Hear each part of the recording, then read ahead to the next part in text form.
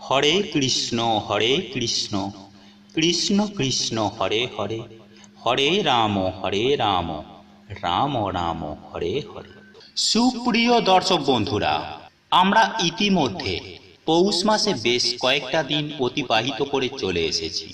কিন্তু বন্ধুরা, এই পৌষ মাসে সন্ধ্যাবেলায় বাড়ির তুলসী তলায় বা তুলসী মঞ্চে রাখুন এই 5টি জিনিস। আপনার গৃহে মা লক্ষ্মী অবশ্যই আসবেন।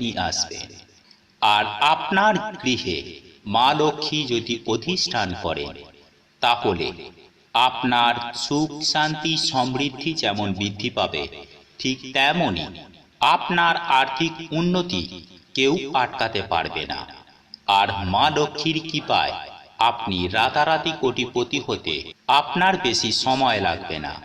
তাই সুপ্রিয় দর্শক বন্ধুরা, এমন 5টি জিনিস যা এই পৌষ মাসের সন্ধ্যার পর আপনাদের বাড়ির তুলসী তলায় রাখতে বলবো, যে 5টি জিনিস আপনার গৃহে সব সময়ই থাকে।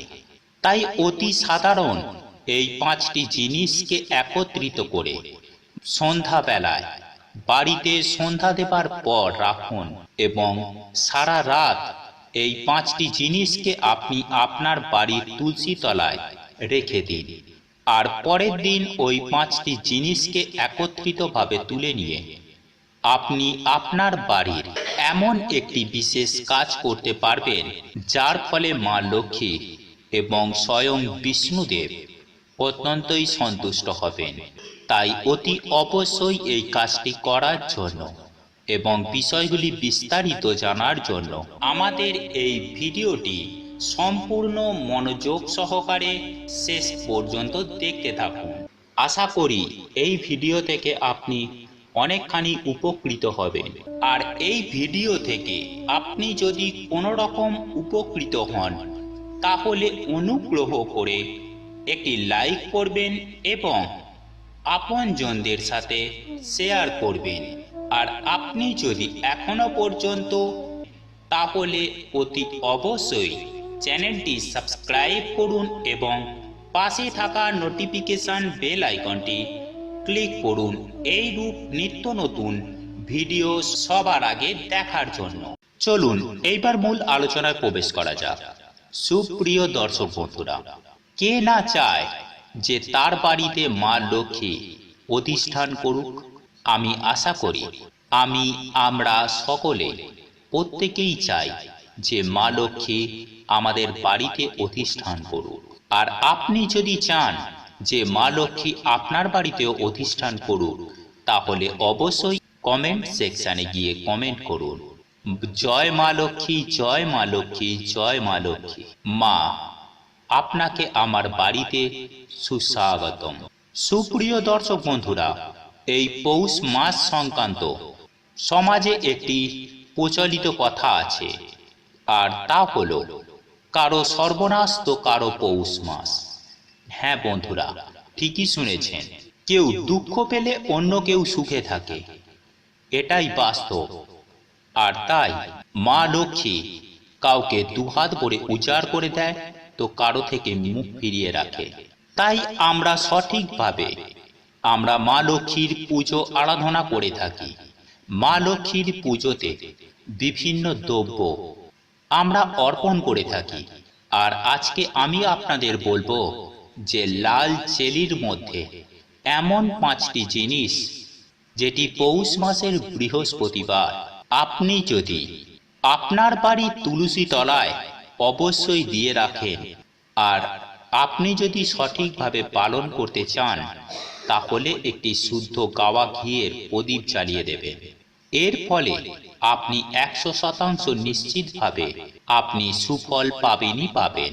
সুপ্রিয় দর্শক বন্ধুরা, আর আপনাকে যে জিনিসগুলি রাখতে হবে, সেই জিনিসগুলি রাখার পর আপনাকে অতি অবশ্যই একটি বিষ্ণু মন্ত্র পাঠ করতে হবে। আর সন্ধ্যাবেলায় ঠিক সন্ধ্যার আগে জল দিয়ে আপনি আপনার বাড়ির তুলসী তলা বা তুলসী মঞ্চটিকে ভালো করে ধুয়ে নেবেন। এরপর সন্ধ্যা হয়ে গেলে আপনি যেমন নিত্য দিনের মতো বাড়িতে ধূপ দীপ জ্বালান, সন্ধ্যা দেন, ঠিক সেভাবেই আপনি বাড়িতে সন্ধ্যা দেবেন।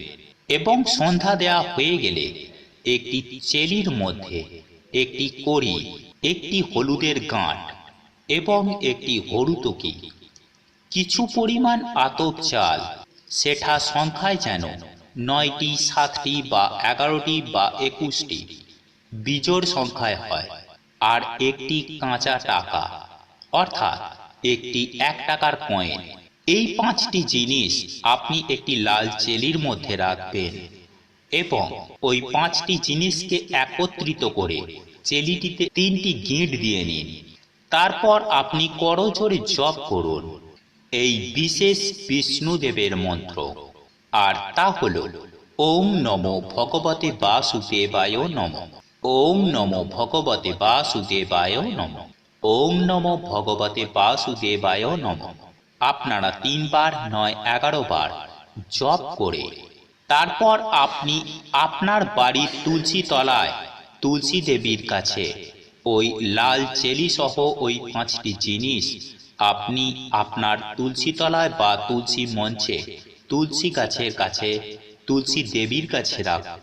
সারা রাত্রি ওই স্থানেই ওই জিনিসগুলি ওখানেই থাকবে। তারপর আপনি আপনার ঠাকুর ঘরে এসে আপনি এই পৌষ মাসের বৃহস্পতিবার দিন অবশ্যই লক্ষ্মীর পাঁচালি পাঠ করবেন। তারপর আপনার বাড়ির প্রত্যেকটি কোণে ধুনোর ধোঁয়া ছড়িয়ে দিন। তারপর যেমনভাবে আপনি সন্ধ্যা দেওয়ার পরে শঙ্খ বাজান, ঠিক সেভাবেই 3 বার শঙ্খ বাজিয়ে এই ক্রিয়া বা উপায়টি শেষ করবেন। তারপরের দিন আপনি সকাল সকাল ঘুম থেকে উঠে স্নান পর্বটি সারা হয়ে যাবার পরে আপনি ওই জিনিসগুলিকে নিয়ে আপনার গৃহের যে কোনো ঘরের ঈশান কোণে, যদি পারেন তাহলে আপনি আপনার ঠাকুর ঘরে ঈশান কোণে অবশ্যই ঝুলিয়ে দেবেন। এর ফলে আপনি সুফল নিশ্চিত রূপে লাভ করবেন আপনি। আর আপনি যদি এই ক্রিয়া বা উপায়টি সঠিকভাবে সঠিক নিয়মে ঠিক মতো করতে পারেন, তাহলে আপনাদের রাতারাতি আর্থিক উন্নতি হতে বাধ্য হবে।